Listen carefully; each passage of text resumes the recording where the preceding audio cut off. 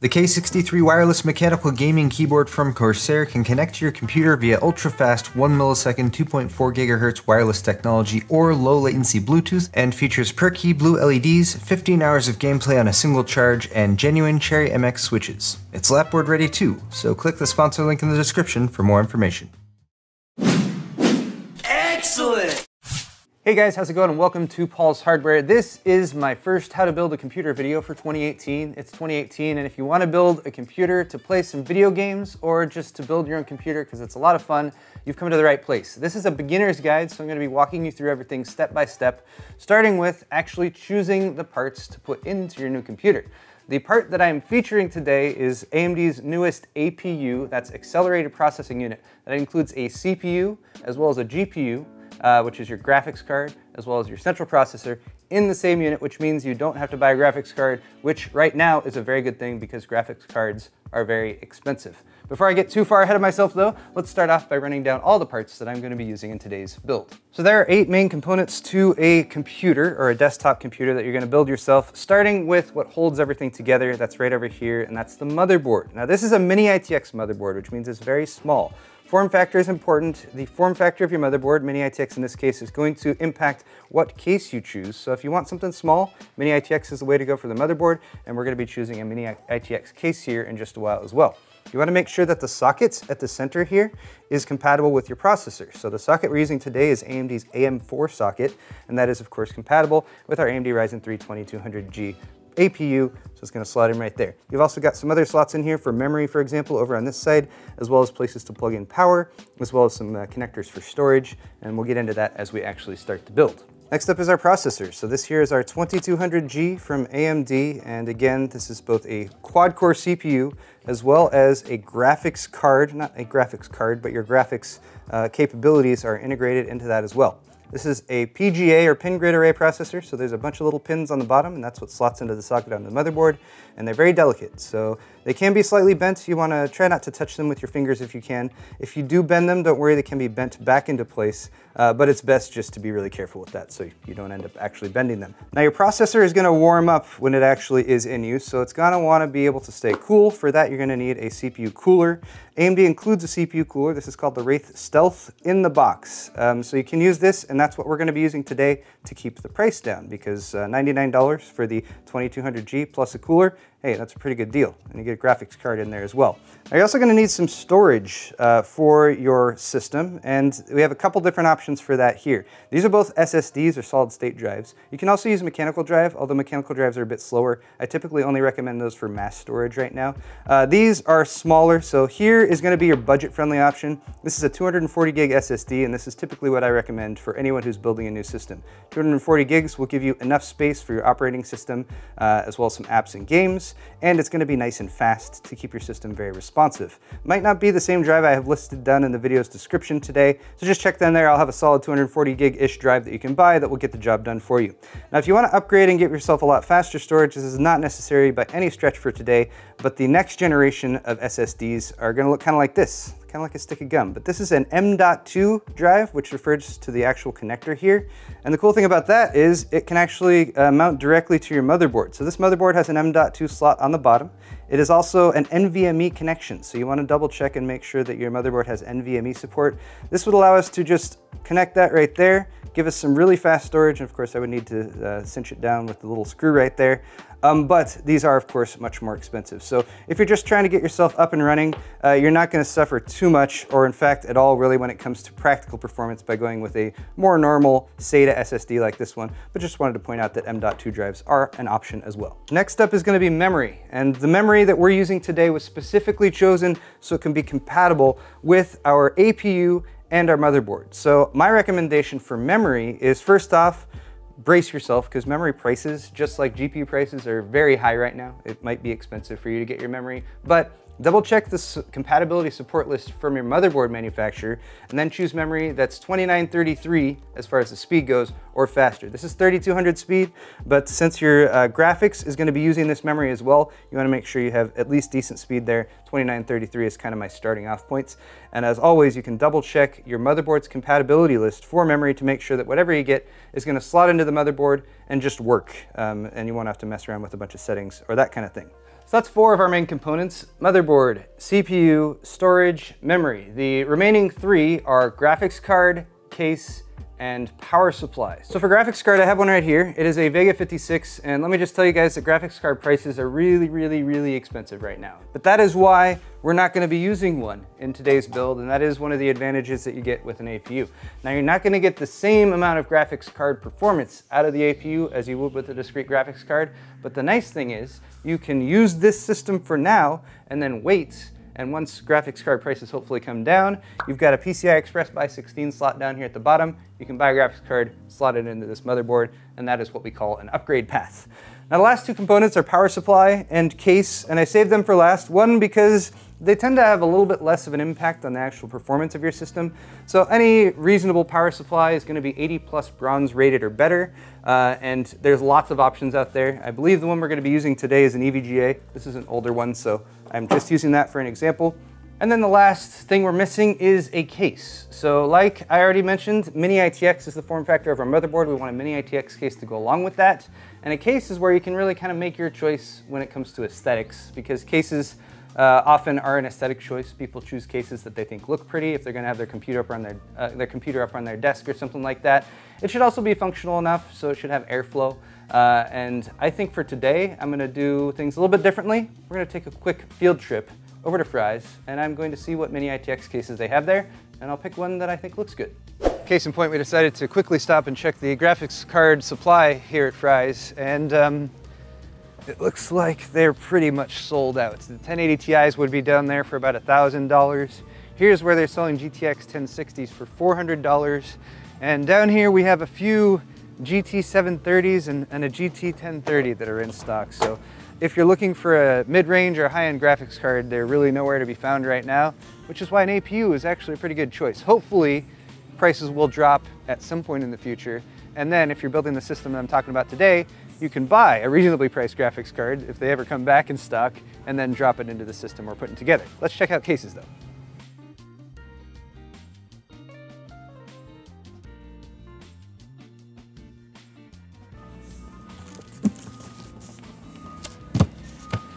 This is the Core V1, and it is a Mini ITX case, and I have actually never built in it.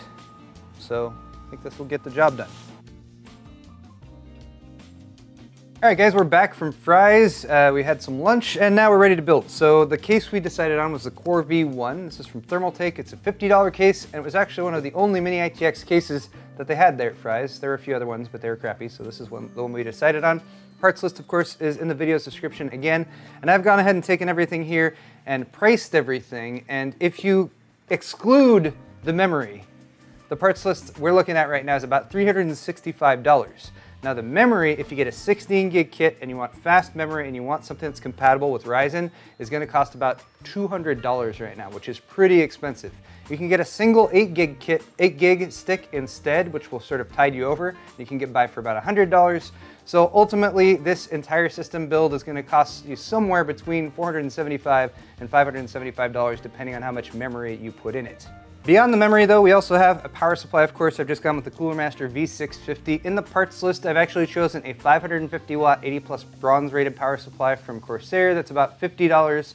That will get you by just fine. I'm using this one because it's what I have on hand. Beyond that though, all the rest of the parts are the same ones that I've listed off, so it is time to get building. If you're building at home, you're pretty much only going to need one key piece of hardware technology, and that is a screwdriver. Phillips head screwdriver. Now we might be using a few other things as I go on here, so I'll tell you guys those things as I move forward with them. But for the time being, we're gonna go ahead and start by preparing the motherboard. And I'm already bringing in another piece of equipment, and that is just a soft rubber mat. Try to build on a non-conductive surface. Wood works just fine, a cardboard box is just fine. Just don't build on a metal surface like a table or something like that. Getting our motherboard unpacked, we're gonna have inside the motherboard itself, of course, and we're gonna have a few accessories that we want to keep ready to use. This is the I/O shield, the input-output shield, and that kind of lines up with the back of the motherboard. We'll install that in the case before we put the motherboard in. We're gonna need a single serial ATA cable, and that is to connect up our SSD. And then we're also going to need the Wi-Fi adapter. Since this motherboard includes Wi-Fi, this is the antenna, and that's just so once we actually get the system up and running, we can connect that up. In order to connect it to Wi-Fi, download Windows and Windows updates and all that good stuff. Next, we'll unbox our processor. I've already used this one, which is why the seal is broken, but I repacked it to give you guys the exact same experience. Inside we have our processor itself and our heatsink fan. This is the Wraith Spire heatsink fan. And apart from the heatsink fan itself, you're gonna definitely need to have some thermal paste. Now, if you're buying this brand new, you'll have some thermal paste pre-applied on the bottom of the Wraith Spire cooler. So that's what we're gonna use today. It's already pre-applied, so you don't have to worry about it. Just don't touch it before you install the processor and get the heatsink fan installed as well. Next up, our CPU, and that comes in a little clamshell. Keeps it protected. Until you're ready to install this, probably keep it in here. And again, bear in mind, there are a bunch of pins on the bottom of the CPU, and those are fairly delicate, so you don't want to bend those or anything like that. The CPU itself can be handled by the edges, most ideally. You want to minimize contact with the top here, as well as the pins on the bottom, and that's simply to keep oils from your fingers to getting all over it and that kind of thing. But all we're going to really be paying attention to is the orientation of the pins, of course, and then you're going to look at the corner. And on one corner here, you actually have a tiny little golden triangle. That golden triangle is very important. So keep an eye where that golden triangle is, and then take a look at your AM4 socket down here on the motherboard itself. You're going to have a little lever arm on the side, so just pull that out ever so slightly and lift it up. That will open the socket, and it's ready for the CPU now. Take the gold triangle of the CPU, line it up with the triangle that's sort of in the edge of the socket. So with the two corners lined up so they're in the same corner, just set the CPU straight down on top of the socket and it'll drop down into place. This is what is known as a zero insertion force socket, which means you don't need to press down on that at all. If it doesn't drop in for you like mine did, just lift it up, flip it over, and take a gander at the pins on the underneath. You can look at them from the edge. Just make sure they're all straight. If they're not straight, I'll link a video where I go over some basic tips on actually correcting that and straightening out some motherboard pins. But it should just drop in like that, and if it does, go ahead and lower that little lever arm. That will hold it in place. It's not 100% secure, but it's secure enough for now for us to move on to the next step, which is to get the actual heatsink fan ready to mount. Okay, I've added yet another little piece of hardware here, and that is just a electric screwdriver. I'm just cheating a little bit. This mount for the AM4 socket will actually come with 4 screws and a couple little plastic retention brackets. And these are actually made for the older style of heatsink fans that AMD used to make. And even though they don't make that style anymore, they still have left that on there. Those actually screw into a backplate piece. So if I lift the motherboard up, you can see that backplate. And that backplate is what we're going to install the heatsink fan to. So that should stay in place, but bear in mind there's nothing holding it there right now, so you might have to kind of position it there as you mount the heatsink fan. If you lay everything flat, it should line up just as we're looking at right now. So to mount our heatsink fan, again, pretty much just going to line up the screws with where they go there. And bear in mind you've got a little cable coming off the side of this, and that is to plug in the fan. So you should kind of reality check here as well and make sure where you're going to plug that in. It should be labeled as CPU fan header. On this particular motherboard, it's located right over here, a little gray plug. So just bear in mind you're going to need to route the cable over to that and make sure you have enough cable length in order to do that. So I've just set the heatsink fan on top, 4 screws have lined up. I'm going to start by just giving a couple turns to each screw to get it threaded onto that back plate behind the motherboard. You don't want to tighten one corner down before you start the other screws. That'll make it harder to get the other screws started in the threading on the back plate, and it will also potentially put disproportionate force on one corner of the CPU, which isn't a huge deal, but something you should watch out for. Once you've got them started, you can go ahead and go with opposite corners one at a time, and you can tighten each one down. And you can tighten those down tight, not too tight, but they can be pretty snug on there. Beyond that, we just got our cable hanging off there, and I'm just going to route that around and plug it in to the CPU fan header. And the other thing we can do right now, while we've got the motherboard out and easily accessible, is install our system memory. This is G.Skill Flare X memory, which is specifically made for Ryzen. Ryzen processors can occasionally be finicky with what memory you connect up to it, Most memory is compatible, but running at higher frequencies can be more challenging. So G.Skill specifically made this memory to be compatible with this platform. All you need to do to install the memory though, as I've been talking and not explaining what I'm doing, is make sure that you have this central notch here lined up with the central notch on the memory slot. It is slightly offset, so they only go in one way. So just double check that to make sure that it is lining up properly. Each edge will fit into the slot on either side, and it'll kind of sit like that, and then you just need to push firmly down on both sides, and it'll kind of snap into place. It gives a very satisfying snap, and these little catches on the side will pop up and hold it in. So our motherboard is pretty much good to go. We're gonna set this aside and start working on the case.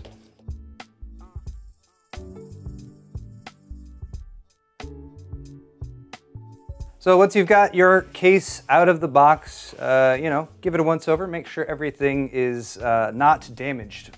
This case is very small, very boxy, but you're basically gonna have two side panels on either side. Typically those are held on by thumb screws in the back, so you can just unscrew those to pop up the side panels to access the interior. And then as far as the layout goes, the power supply is gonna go down here in the very bottom. The motherboard will actually sit flat in this central area, and then everything else kind of goes on top of it there. So first thing that you'll want to do is get rid of these thumb screws and start disassembling the case so we can access the interior. So I've removed all of our side panel pieces. One thing I will say is if your side panels have clear plexiglass like this, they'll usually have plastic over the top of it just to keep it from getting scratched up during shipping. These are really, really easy to scratch. So I recommend leaving that plastic on until the system is all put together, peeled off at the very end as sort of the finished product type thing. The things you're going to want to keep in mind are that almost every case is going to come with a set of accessories like this. Typically it will have a manual, and if it's a case that's a unique design, you might want to double check there to see if anything mounts in a unique or strange fashion. You're also going to have lots of screws, so the screws that you'll mount your motherboard with, screws that you'll mount additional hard drives with, or additional SSDs. You might have some standoffs that are specially made for mechanical hard drives and that kind of thing. And then often a set of zip ties, and these are just really handy for cable management. Beyond that, you're going to have a set of cables that come out, and these are your front panel connectors. So you're going to have one group that is the most pain in the ass part of building a computer. This is what's going to control your actual power switch to turn the system on and off, reset switch, and LED lights for your hard drive activity and your power activity. You also have this plug, which is known as HD audio. This will allow you to have a mic and headphone jack connected up at the front of your case. This case has a single fan, so it is connected via this 3-pin fan header. Finally, you have a USB 3.0 header. These are fairly large and bulky, but if you want USB 3.0 ports on the front of your case, this is the header that you will use. There's a newer header beyond this that's called the USB 3.1 header that is different, so keep that in mind. There's a USB 3.0 and a 3.1. If you want 3.1, make sure your case has that header and your motherboard has that header. That's pretty new though, so you won't see those too often yet. Oh, and final thing to point out, and this is just unique to this case, is that aside from the two side panels and top panel I've removed, there's a couple thumb screws here that also allow me to remove this bottom piece. And that's what I'm going to need to remove to access the bottom chamber in order to install the power supply. Also bear in mind there's a dust filter down here, so it's a little plastic and kind of got to work to get it off, but that will go just beneath your power supply so that as it is running its fan to pull air in, it'll suck up dust right there, and you can pull that off in order to clean. Having dust filtration in your computer is always, always nice to have. So the power supply supplies power, and we're going to need to install this. I like to get this installed first because this usually has the bulk of the cables. This is a fully modular power supply, so all the cables that plug into the computer are actually going to go into these plugs right here, and all of those cables are included in the packaging, and they're all separate. So the cables that we're going to need for this build is a couple for the motherboard. So we're going to need a 24-pin main power connector for the motherboard. That's that one right there.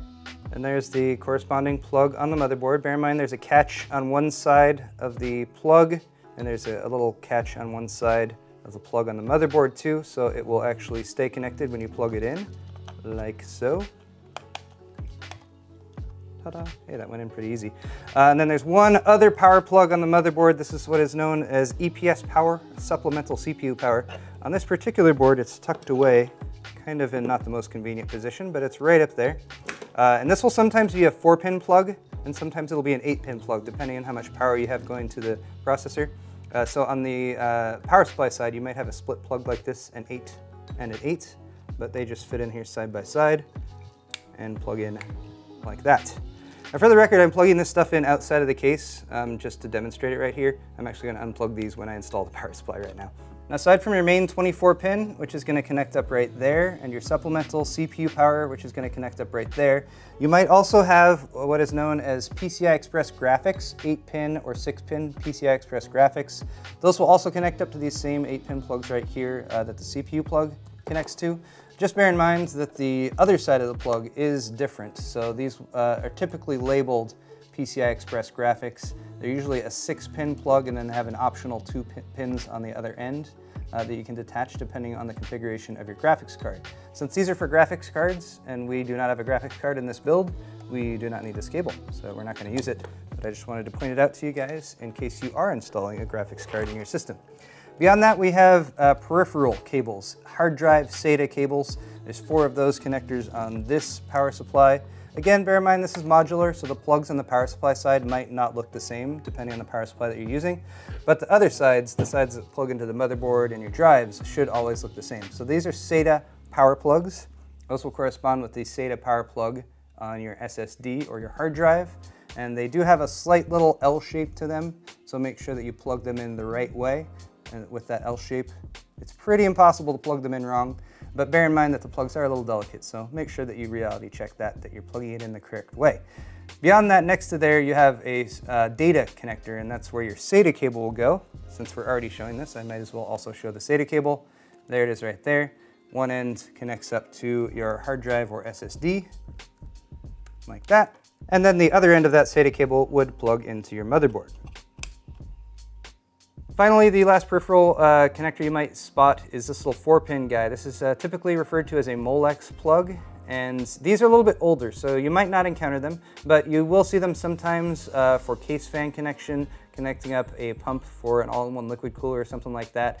Just bear in mind that you might have an additional plug set in your modular power supply kit that allows you to connect up those connectors, but they won't always be needed. It just depends on what hardware you have in your system.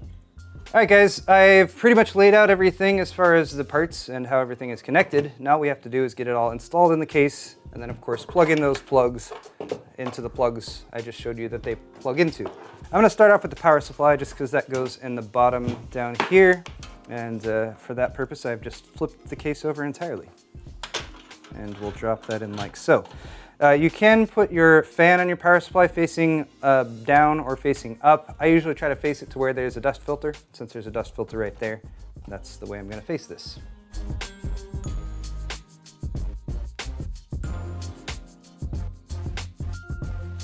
At this point, since I already showed you which modular cables we need, and we have easy access to the bottom of the power supply, I'm going to go ahead and connect those up.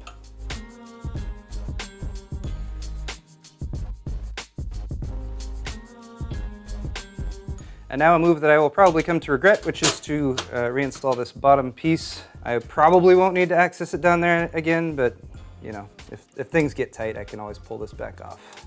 Now I've routed all these cables up here, kind of up. They're not where they need to be, but they're up here, so I can see what's what. And then at the bottom here is kind of where your motherboard will go, and there are 4 mounting points for this. 1, 2, 3, and 4.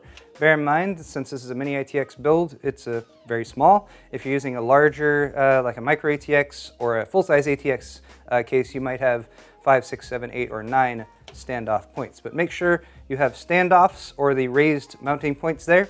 You do not want to mount the motherboard directly to the case. Forgetting standoffs is something, I don't know how common it is, but it's definitely something you want to avoid because it can damage your hardware if it's not done properly. Remember the I/O shield? That lines up with the inputs and outputs on the back of the motherboard, so just like that, but it's got to go in the case. And for the case, make sure I have this little knockout part right here. If we line that up and apply pressure from the inside, it should pop into place. Depending on the quality of your I/O shield, sometimes this can be challenging, especially if the metal is flexing or that kind of thing.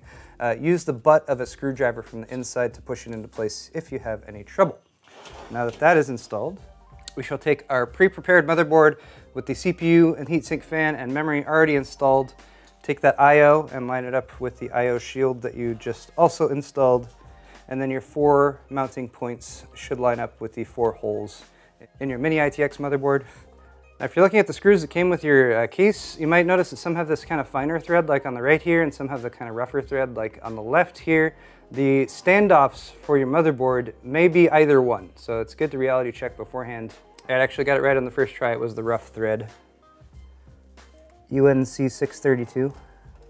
Okay, one more piece of hardware to put in the case, and then we just gotta plug everything in. This is a 2.5-inch drive, so most SSDs are going to be 2.5-inch drives like this one, unless you get an M.2 like I showed you guys at the beginning. And then you might have larger drives, 3.5-inch drives. Here's an example of one of those. These are much bigger, and they're usually mechanical drives, and they spin and they make noise and stuff like that. If you have one of those, it will be able to slot into a 3.5-inch drive mount.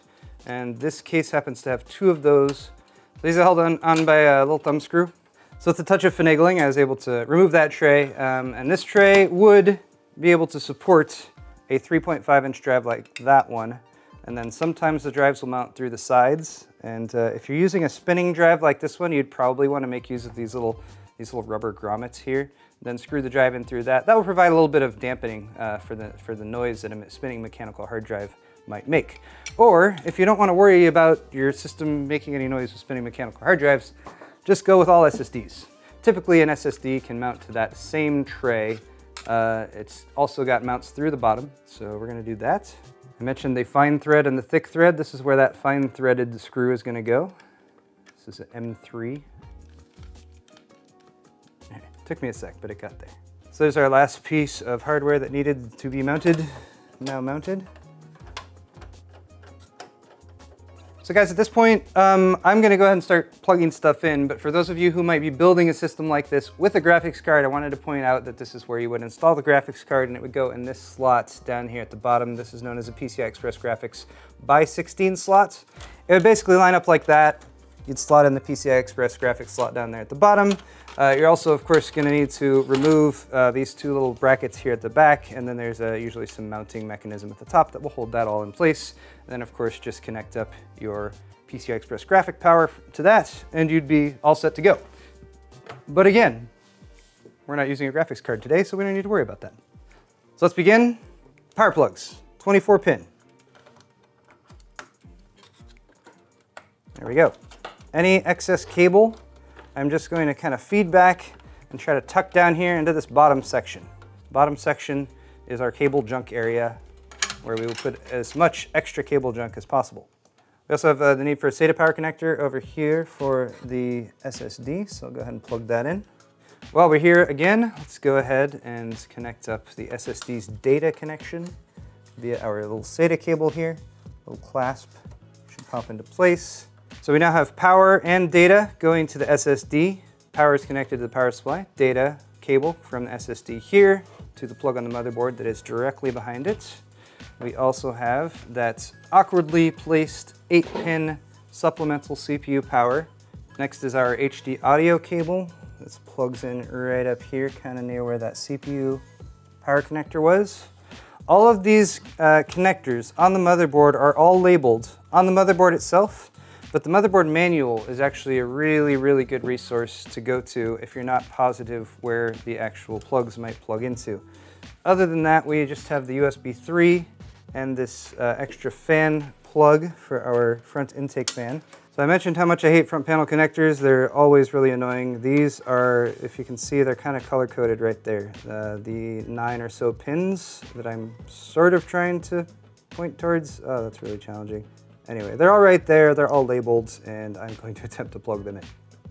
Making this even more difficult is the fact that some of them are labeled plus or minus, positive or negative.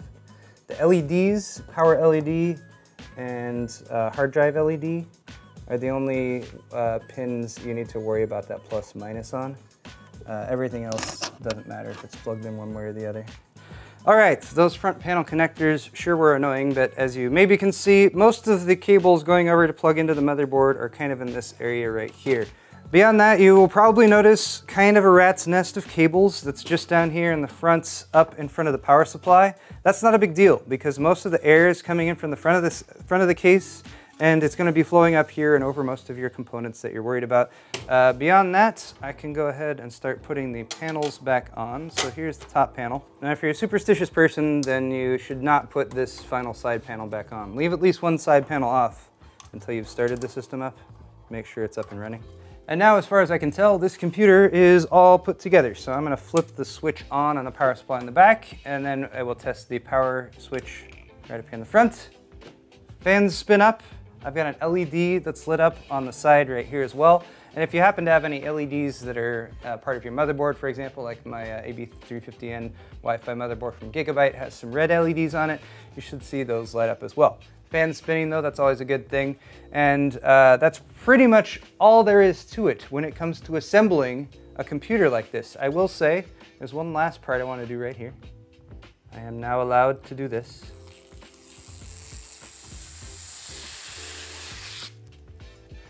And with that, we have a functional gaming PC, and we didn't even have to spend $1,000 on a $250 graphics card. So that's pretty nice. I like that. Also, really like the fact that you could pop in a discrete graphics card to this system and upgrade it if they become more affordable in the future. I also like the fact that since this is an AM4 chipset motherboard, right now we've got a quad core in there. There's 8-core, like 1800X CPUs available for this same platform. So you could upgrade in the future to a system with a discrete graphics card and an 8-core CPU with 16 threads, which would give you a ton of performance for gaming and streaming, doing video editing at the same time. So a lot of versatility and flexibility in this system as well as this platform, which is why I was pretty excited that AMD was actually bringing these Raven Ridge APUs to market, especially learning that the 2200G is only $99 for the CPU and the GPU together in one. But guys, if you enjoyed this video, definitely hit the thumbs up button. If you're at a loss for what to do next, I will link my first 5 things to do with a new PC build in this video's description. That will take you to the next steps of getting Windows loaded, making sure your BIOS is set up correctly, making sure any drives that you add on there are set up properly as well. And there's a follow-up video where you can work on setting up Steam and getting your games loaded and that sort of thing too. Thank you so much for watching this video though, guys. Share it with your friends if you think that they would like to build a new computer like this as well. And of course, hit that thumbs up button on the way out if you enjoyed it. We'll see you guys in the next video.